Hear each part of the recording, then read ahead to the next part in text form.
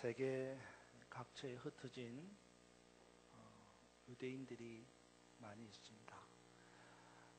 우리나라 사람들도 세계 각국에 많이 흩어져서 재외 한국인으로 살고 있지만 이스라엘 백성들은 역사적으로 디아스포라라 그래서 흩어진 민족이 되어서 세계 도처에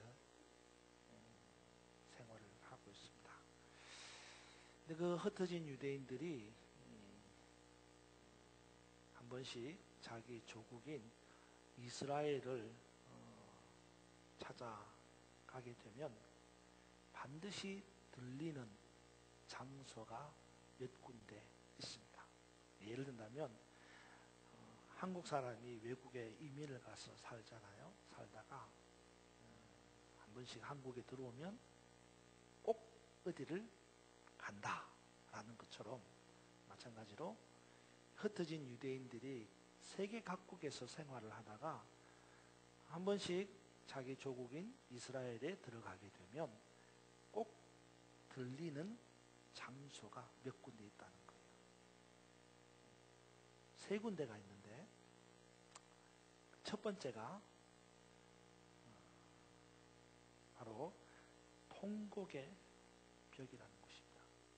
들어보셨죠? 예. 화면에 나오는 그림인데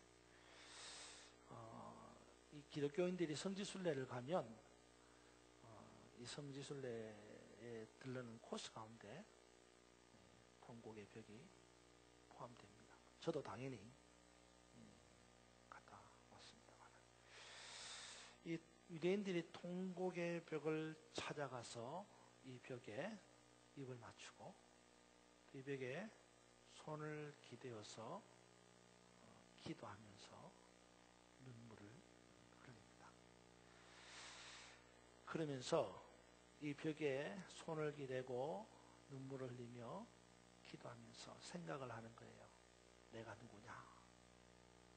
나는 누구냐? 그래서 비록 이스라엘 땅을 떠나서 사는 재외 유대인이지만 내 뿌리는 바로 이스라엘이다. 내 조국은 이스라엘이다. 이러면서 자기의 정체성을 확인하는 겁니다. 원래 이 통곡의 벽은 솔로몬 당시에 지어진 예루살렘 성전의 서쪽 벽이었습니다. 그런데 로마와의 전쟁을 통해서 전쟁을 하게 되면서 이것이 파괴가 되었고 나중에 헤로데스라고 하는 왕에 의해서 다시 재건이 되어서 오늘날의 성벽을 유지하고 있습니다. 이 성벽을 가리켜서 통곡의 벽이라고 이름을 붙이게 된 이유가 몇 가지 있는데 그 중에서 가장 정설적인 이유는 모든 유대인들이 이 성벽 앞에 모여서 그 옛날 이 성전이 파괴된 것을 슬퍼하면서 눈물을 흘리며 울고 통곡하기 때문에 통곡의 벽이다. 그렇게 이름을 붙였습니다. 하여간에 이 통곡의 벽은 유대인들에게 있어서 약속의 땅인 이스라엘을 상징하는 아주 중요한 상징물이 되었습니다. 그래서 조국을 찾는 모든 유대인들은 반드시 이 통곡의 벽을 찾아가게 되어 있습니다.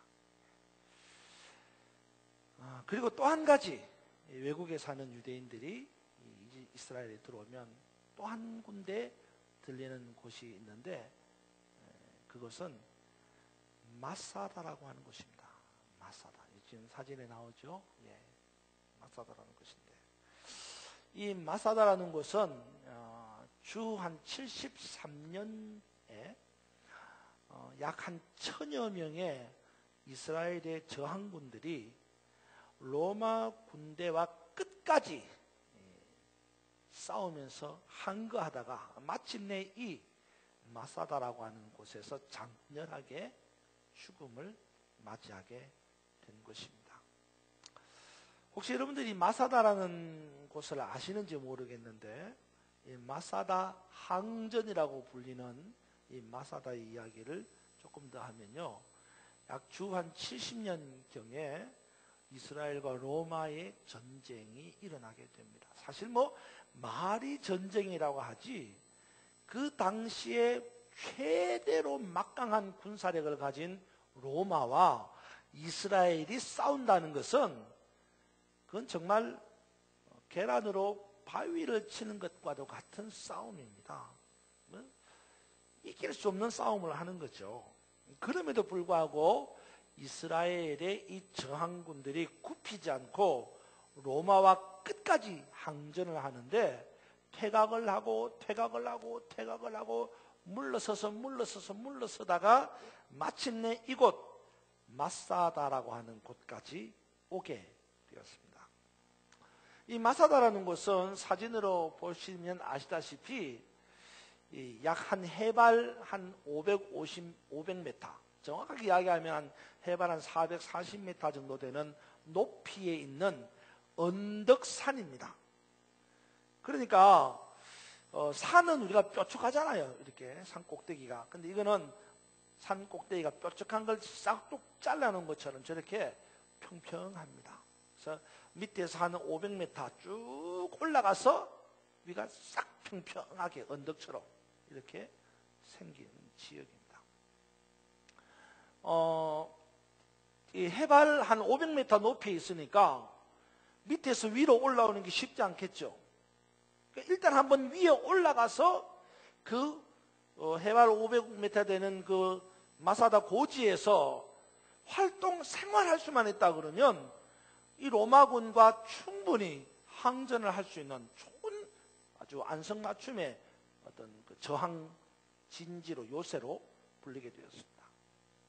그래서 한 1000여 명의 이스라엘 백성 저항군이 저 마사다에 올라가 가지고 저항을 하는 겁니다.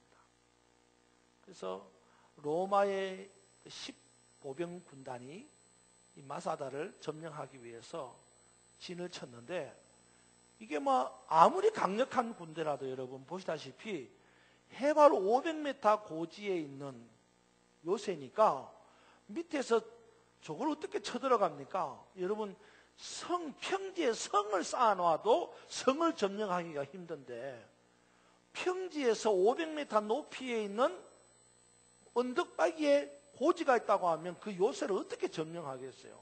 그러니까 아무리 막강한 로마 군대라도 저 마사다를 점령하기가 쉽지 않는 겁니다. 그래서 로마 군인이 아마 저걸 점령하기 위해서는 다른 방법이 없는 거예요. 그래서 저 마사다 언덕 반대편에서 토길을, 루벽이라고 하는 땅으로 만든 언덕백의 길을 만드는 거예요. 그래서 저 끝에서부터 이 500m 마사다 꼭대기까지 흙으로 둔벽을 딱 쌓아서 올라가는 겁니다. 그럼 좀 경사진 길이 만들어지겠죠. 그거 다 만들어지면 그 길 따라서 500m를 막 올라가면 점령할 수 있죠. 그걸 무려 3개월에 걸쳐서 만듭니다. 그래서 위에서 보니까 로마 군대가 저렇게 루벽을 쌓고 이제 점점점 높이 쌓아서 올라오는 거죠. 그러니까 위에 있는 저항군들이 바라보니까 방법이 없잖아요.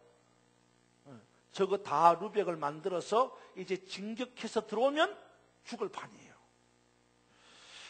그래서 이스라엘 저항군들이 모여가지고 회의를 했습니다. 야, 이제 저 루벽이 다 만들어지면 우리는 천상 정복을 당하고 점령을 당해서 죽을 것이다. 뭐 어떻게 하면 좋겠냐?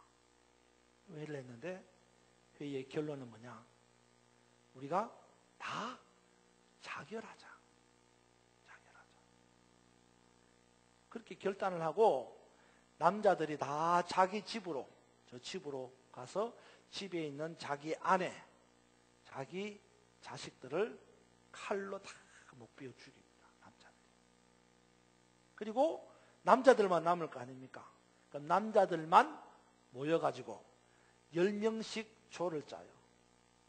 10명씩 조를 짜서 그 조 10명 가운데 제비를 뽑은 한 사람이 나머지 9명을 다 칼로 목베어 죽입니다. 그리고 그 남은 한 명, 10명 가운데 남은 한 명들끼리 다 모여가지고 다시 제비를 뽑아서 간 사람이 나머지 사람을 다 칼로 목베어 죽이고, 그리고 최후에 그 남은 한 사람이 스스로 칼로 자결을 해서 죽는 거예요. 마침내 로마 군대가 분벽을 다 쌓고 군대를 마차를 동원해서 마사다를 정복을 함락을 시켰습니다. 근데 막상 저 언덕에 딱 진입을 해서 들어가 보니까 아무도 없는 거예요. 다 자결하고 죽어버린 겁니다. 이것은 로마 군대에게 내 나라, 내 땅은 빼앗겨도 내 몸은 빼앗길 수 없다는 이 이스라엘 저항군들의 충절심이 나타나는 것이고, 로마 군대의 칼에 맞아 죽는 것보다 차라리 내 동료의 칼에 맞아 죽는 게 낫겠다, 내 스스로 목숨을 끊는 게 낫다, 그렇게 결정을 하고 자결을 한 자긍심과 명예심을 보여주는 결단이었습니다. 그래서 이스라엘 백성들이, 흩어진 이스라엘 백성들이 이스라엘에 들어오면 꼭 저 마사다를 들려서 이스라엘 백성들이 가지고 있는 자긍심, 명예심, 충절심을 많이 되새기는 거예요. 마지막으로 해외에 있는 이런 유대인들이 이스라엘에 들어오면 꼭 들리는 장소가 한 군데가 있는데, 그건 아마 여러분들도 잘 매스컴을 통해서 들었는데 야드 베셈이라고 하는 곳입니다. 야드 베셈. 이 야드 베셈이라고 하는 곳은 야드 베셈이라는 말은 이제 히브리어이고 영어로 하면 홀로코스트라는 곳입니다. 홀로코스트 들어보셨죠? 2차 세계대전 이전에 약 600만 명의 유대인들이 학살을 당한 것을 기념해서 세운 민족 기념관입니다. 홀로코스트 야드바셈이라는 것입니다. 이 야드바셈에 가면 이 문턱에 세계 각국의 언어로 이런 글귀가 새겨져 있습니다. 어떤 것이냐면 망각은 순환으로 인도한다. 그리고 순환은 구원의 이유가 된다. 그렇게 써놨어요. 무슨 말입니까? 망각은 순환으로 인도한다. 그 말은 무슨 말입니까? 망각이 뭐죠? 잊어버리는. 잊어버리는 것은 순환, 고난을 가져온다는 거예요. 그 말은 무슨 말입니까? 우리 민족이 2차 대전 때에 600명의 유대인들이 그렇게 처참하게 학살당한 이 사건을 잊지 말자는 거예요. 그걸 잊어버리면 또다시 고난의 시대, 순환의 시대가 온다라는 겁니다. 그래서 모든 유대인들이 홀로코스트, 야드바셈을 방문을 한다는 겁니다. 이렇게 유대인들이면 꼭 들리게 되는 이 세 군데 장소가 있다는 겁니다. 동고개벽, 야드바셈, 또 마사다, 이런 곳을 꼭 들리게 된다는 겁니다. 이제 6월이지 않습니까, 여러분? 저는 이런 생각을 해봤어요. 외국에 사는 한국 사람, 제외 한국인들이 한국에 들어오면 어디를 찾아갈까? 그런 생각을 해보게 됩니다. 제가 이번에 안식년을 맞아서 이렇게 유럽 또 미국, 캐나다 이렇게 돌아서 들어왔는데, 이번 여름에 제가 만났던 그 분들이 한국에 제법 들어옵니다. 그 내가 물어봐요. 한국에 와서 어디 가려고 물어봐요. 그럼 어디 가고 이야기하는데, 이런 정신을 찾아볼 수가 없다는 거예요. 이런 정신을 찾아볼 수가 없는 거예요. 여러분 한번 다시 생각해 봅시다. 자, 외국에 사는 한국인은 고사하고 지금 한국 땅에 발을 딛고 사는 저나 여러분들은 이 6월이 되면 무슨 생각을 합니까? 6월이 되면 어떤 생각이 나죠? 6.25 동란으로 500여 명의 사상자가 생겼습니다. 수많은 사람들이 고통을 당하고 괴로움을 당했습니다. 이제는 그 전쟁에 참가했던 사람이 늙고 노인이 되어 이 땅을 떠납니다. 그리고 그 다음 세대들이 자녀를 낳고 그 자녀를 키우고 있습니다. 과연 그런 세대가, 아니 뭐 다르게 복잡하게 말하지 맙시다. 오늘 저나 여러분이 이 6월에 무슨 생각을 하지요? 과연 우리에게 있어서 이 조국이라고 하는 나라와 민족이라고 하는 이것이 어떤 의미가 있습니까? 한편으로는 궁금하기도 하고 또 한편으로는 걱정스럽기도 합니다. 여러분, 오늘 우리 그리스도인들이 나라와 민족에 대한 생각이 어떠한지 고민해 봐야 됩니다. 오늘 우리 그리스도인들이 나라와 민족을 위해서 무엇을 할 수 있고 무엇을 해야 하는지 한번 이 6월 호국 보훈의 달에 깊은 묵상을 해야 할 것입니다. 저는 오늘 본문의 말씀을 생각하면서 여러분과 한 3가지를 고민해 보려고 합니다.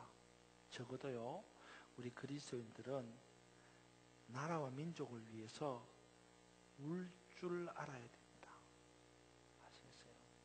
오늘 저나 여러분은 이 나라, 이 민족을 위해서 울 줄 알아야 됩니다. 6월이 되어도 6월인지 7월인지 5월인지 잘 모르겠어요, 저는. 왜냐하면 해마다 6월이 되면 이렇게 골목마다 거리마다 호국 보훈의 달이다, 뭐 또 6.25에 대한 이야기 이런 것들이 막 포스터로 붙고 나라와 민족을 생각하고 중국 지사들을 생각하는 이런 플랜카드들이 붙었는데 저는 정말 이번에는 하나도 못 봤어요. 뭐 메르스 때문에 그런지는 모르지만 그나마라도 그게 있으니까 지금은 6월이구나 이렇게 생각하는데 지금은 그것도 없으니까 이게 6월인지 그 생각도 없어요.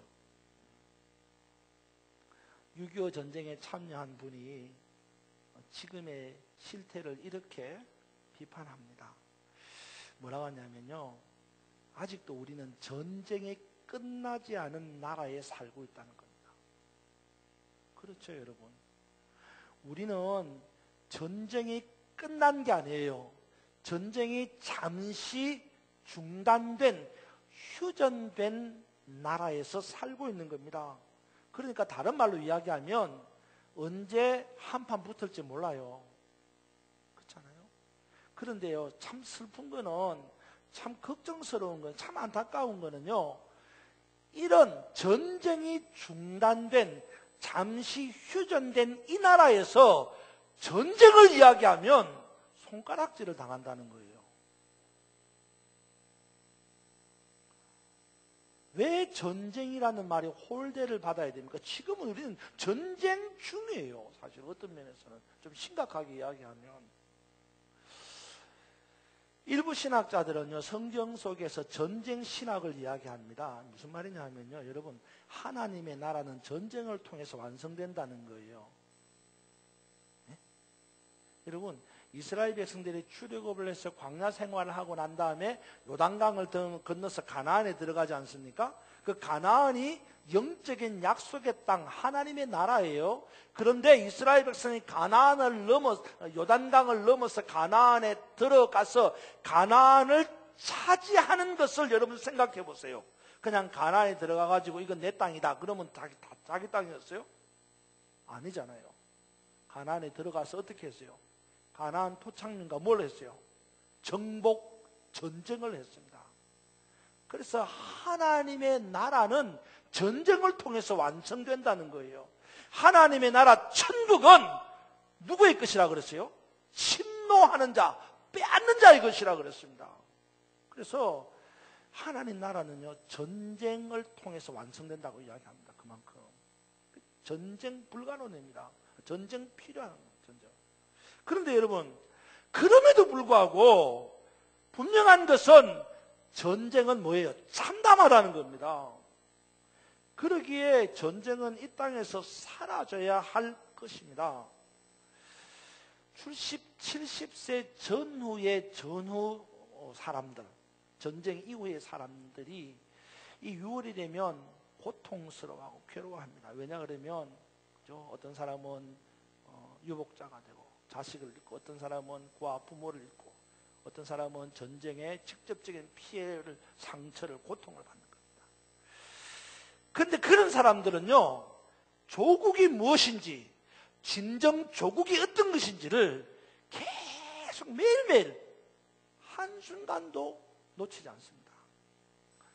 그런 사람들은요, 애국가를 들으면 웁니다. 울어요. 그 사람들에게는 애국가가 노래가 아닙니다. 그 사람들에게 있어서 애국가는 피를 주고 산 조국입니다. 조국. 애국가를 부르면 눈물을 흘리게 됩니다. 그 눈물은 잃어버린 아버지에 대한 그리움일 뿐만 아니라 조국에 대한 사랑입니다. 실향민들은 그런 마음이 더 강하죠. 제 아버님도 실향민이지만요. 오늘 우리가 읽은 누가복음 19장 말씀에 보면요, 예루살렘을 바라보신 예수님이 뭐 하셨다 그랬어요? 우셨다 그랬습니다. 왜 울었느냐? 이렇게 말씀합니다. 오늘 너도 평화에 이르게 하는 일을 알았더라면 좋았을 것인데. 무슨 말입니까? 예루살렘이 평화를 잃어버린 도시가 됐다는 거예요. 그래서 예루살렘을 바라보고 예수님이 통곡하고 우셨다는 것입니다. 여러분, 예루살렘은 로마의 식민지였습니다. 로마에게 착취를 당하고 있었습니다. 그러면 여러분, 예루살렘이 로마의 식민지고 로마의 착취를 당하면 착취를 당한 이스라엘 민족끼리는 어떻게 해야 되겠어요? 서로 똘똘 뭉쳐야 안 되겠습니까? 그런데 우리도 일본 식민지를 살았을 때에도 그랬지만 역시 이스라엘 지도자층들이 썩었다는 거죠. 서로 헐뜯고 분열하고 싸우고, 사두개파, 바리새파, 열심당 서로 치고받고 싸우는 거예요. 치열하게 싸우는 그들의 이유는 뭐냐? 자신들의 권력을 확대하는 것입니다. 그들의 싸움은 나라와 민족을 위한 것이 아니었습니다. 애국심을 가장한 싸움이었습니다. 자기들의 욕심을 향해 나라와 민족의 장래를 망칠 일들을 거침없이 해대했습니다. 여러분, 이 이스라엘 백성들이 이 당시에 보면요, 지역 감정이 상당했어요. 그래서 이스라엘 백성 내에서 갈릴리 지역 사람, 유대 지역 사람, 또 여러분 잘 아는 사마리아 지역 사람. 그래서 여러분 아시다시피 사마리아 지역 사람들은 뭐요? 개로 여겼다 그랬습니다. 아주 지역 감정이 지극히 심했습니다. 그래서 자기와 색깔이 맞지 않으면 철저하게 비난하고 배척하는 겁니다. 그러다 보니까 서로 격차가 일어나고 갈등이 일어나는 겁니다. 관리들은 부패하고 사리사욕에 눈이 멀고 부정부패가 심각해지고, 그 대표적인 사람들이 바리새인들이었고 사두개인들이었고 열심당이었고 세리들이었습니다. 세리들은 여러분, 로마에서 받고자 하는 그 세금의 100배를 부과해서 백성들의 피를 빨아먹는 그런 사람들이었습니다. 그러니까 이 사람들은요, 조국이라는 생각이 없는, 나라라는 생각이 없는 거예요. 종교적인 신념도 없는 겁니다. 오직 자기의 유익만을 찾는 겁니다. 이런 광경을 보신 예루살렘이 어찌 예수님이 예루살렘을 위해서 울지 않겠느냐 말입니다. 저는 오늘 우리 그리스도인들이 지금 이 시대를 바라보고 울 줄 알아야 된다, 그렇게 생각합니다. 나라와 민족을 위한 눈물, 나라와 민족을 위한 울음이 있어야 한다는 것입니다. 사실 지금 우리는 행복합니다. 왜냐? 내가 울 수 있는 나라가 있고 내 눈물을 흘릴 수 있는 조국이 있기 때문입니다. 사랑하는 여러분, 지금이라도 나라와 민족을 위해서 눈물을 흘리고 울 줄 아는 그리스도인들이 될 수 있어야 합니다. 전쟁 없는 나라가 되고 서로 가치를 인정해 줄 줄 아는 나라가 되도록 저와 여러분에게 그리스도인으로서의 눈물, 그리스도인으로서의 울음이 있기를 주님의 이름으로 축원합니다. 두 번째, 우리 나라와 민족을 위해서 뭘 해야 되느냐? 두 번째는요, 우리가 나라와 민족을 위해서 회개의 공동체를 만들어야 한다라는 겁니다. 회개의 공동체를 만들어야 한다는 거예요. 예수님이 마태복음 23장에서 율법학자와 바리새인들을 향해서 이렇게 꼬집었습니다. 율법학자들, 바리새인들을 보고서 이 독사의 자식들아 그랬습니다. 너에게 화가 있다 그랬습니다. 그러면서 뭐라 그러냐면 이 사람들은 문 앞에 서가지고 자기도 못 들어가고 남도 못 들어가게 하는 아주 악한 사람들이라고 그랬습니다. 그러면서 뭐라 그러냐면 이 사람들은 박하와 회향과 근체의 11조는 드릴 줄 알지만 정의와 자비와 신의를 잃어버린 사람이라고 그랬어요. 여러분, 이게 참 중요한 이야기입니다. 바리새인들이, 사두개인들이 할 줄 아는 게 뭐였어요? 박하와 회향과 근체의 11조를 드릴 줄 아는 겁니다. 좋은 거예요, 나쁜 거예요? 좋은 거죠. 근데 문제가 뭐예요? 그건 할 줄 알면서 정의와 자비와 신의를 잃어버렸다는 겁니다. 다시 말해서 종교적인 행위는 있는데 그들의 마음속에 자비와 정의와 신의가 없다는 것입니다. 참된 그리스도인의 자세가 없다는 것입니다. 이런 공동체를 향하신 주님의 요구가 뭡니까? 회개라는 겁니다. 오늘 여론조사기관에서 우리나라 6만 명을 대상으로 조사를 했습니다. 그리고 6만 명이 뭐라고 대답했냐면 6만 명의 73%가 정직해서 살 수 없는 나라가 대한민국이라는 거예요. 제가 이 말하면 여러분들 가운데서 고개를 끄덕끄덕 하실 분들이 있을 거예요. 이 나라, 이 땅은 정직해서 살 수 없는 나라다. 그렇게 말한 사람이 73%에 적어도 10명 가운데 7명이 그렇게 생각한다는 겁니다. 대학생 가운데서는 10명 가운데 8명이 그렇게 말합니다. 30대 가운데서 10명 가운데 5명이 그렇게 말한다는 겁니다. 법을 지키면 손해를 본다고 생각하는 사람이 10명 가운데 8명입니다. 이게 우리나라의 현 주소라 그러면 얼마나 심각한 문제가 아닐 수 없습니다. 그죠? 그래서 어느 대학 교수가 이런 말을 했어요. 민주주의는 사람이 만든 최고의 이념이지만 우리나라 사람은 그 민주주의를 할 수 없는 두 가지 약점에 있다는 거예요. 우리나라 사람들이 민주주의를 잘 할 수 없는 두 가지 약점이 있어요. 하나는 거짓말을 너무 잘한다는 거예요. 또 하나는 공짜를 너무 좋아한다는 거예요. 그래서 우리나라는 민주주의를 잘 못한다는 거예요. 여러분, 이게 우리의 현 주소라고 한다면 정말 회개해야 하지 않겠습니까? 정직하지 않는 사회, 요행과 한탕주의가 판을 치는 세상, 이런 시대를 바라보면서 우리가 뭘 해야 됩니까? 이게 지금 남의 이야기입니까? 네? 우리 솔직하게 이야기합시다. 그냥 11조 할 줄 알면서 자비와 신의와 정의를 이루지 못하는 게 남의 이야기입니까? 오늘 저나 여러분의 이야기가 아닙니까? 종교적인 행위는 할 줄 아는데 그리스도인의 삶이 없다고 한다면 오늘 우리가 뭘 해야 되겠어요? 첫 번째, 주님 앞에 무릎 꿇고 회개하는 일밖에 없을 겁니다.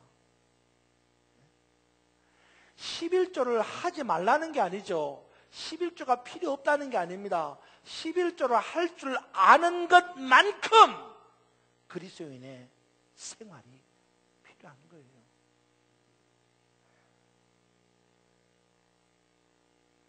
지금 우리에게는 나라와 민족을 위한 회개의 눈물이, 회개의 기도가 필요합니다. 사랑하는 여러분, 다른 사람이 아니라 자기 자신을 돌아보고 나라와 민족을 위한 회개의 기도가 우리 가운데 일어나기를 주님의 이름으로 축원합니다. 마지막 세 번째는요, 나라와 민족을 위해서 우리가 뭘 해야 됩니까? 그것은 행동을 바르게 해야 한다는 겁니다. 이 행동을 바르게 한다는 게 무슨 말입니까? 아주 중요한 이야기입니다. 그 무슨 말이냐면, 오늘 저나 여러분에게 나라와 민족을 위해서 우리 가운데 뭐가 생겨야 되느냐? 거룩한 분노가 생겨야 합니다. 아시겠어요? 거룩한 분노가 생겨야 됩니다. 분노라는 말 자체는 좋지 않는 이야기지만, 그러나 거룩한 분노가 우리 가운데 있어야 한다는 거예요. 여러분, 우리는요, 우리의 문제가 뭐냐 그러면, 잘못한 것을 보고도, 잘못한 것을 들어도 못 들은 척, 못 본 척하고 그냥 지나간다는 게 오늘 우리의 문제라는 거예요. 죄를 짓고도 도덕적인 각성이 없습니다. 무슨 말이냐면, 죄를 지으면 뭐라고 말합니까? 그럴 수도 있지, 이렇게 이야기하는 거예요. 응? 다른 사람이 나쁜 짓을 하면 우리가 어떤 말을 하냐면, 그럴 수도 있지, 그렇게 이야기하는 거예요. 굉장히 좋은 말처럼 들리죠. 굉장히 이해심이 좋은 걸 굉장히 사랑하는 것처럼 보입니다. 근데 여러분, 그럴 수도 있지, 이 말은 그 사람을 향한 말이 아니라 누구를 향한 거예요? 자기를 향한 거예요. 다른 사람에게 관대한 것처럼 보이지만 자기를 향하여 관대한 거예요.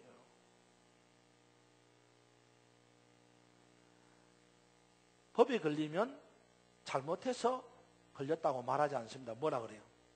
재수가 못 붙어가지고.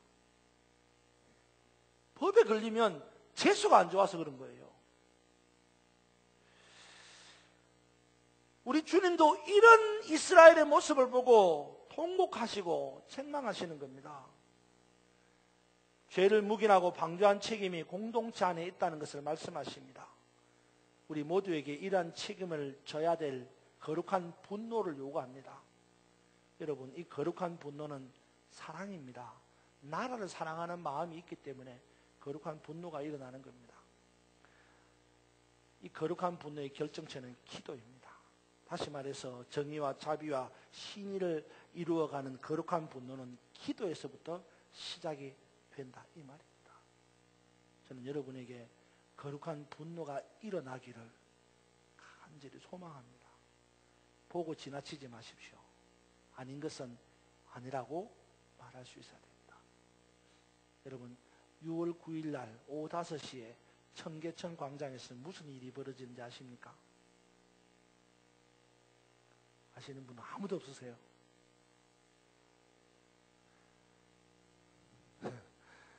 5시에 가보십시오.